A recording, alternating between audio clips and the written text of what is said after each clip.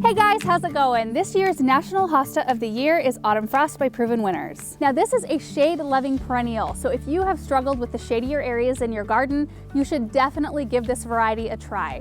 It has very heavily variegated foliage that's just so bold and striking, and it just shows up wonderfully in the darker areas of your garden, and it thrives in that type of growing situation as well. They're a zone 3 through 9, which makes them extremely versatile and easier to grow for those of you who live in a colder climate.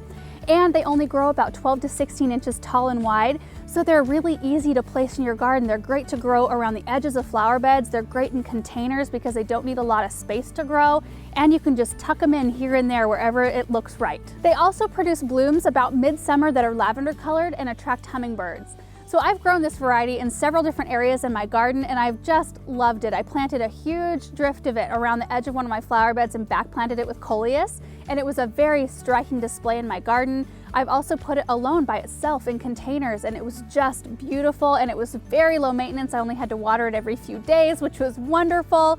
So I just think it's such a versatile and wonderful plant. And again, if you have a shady spot in your garden and you're just not sure what to try, you should definitely give Autumn Frost Hosta a shot.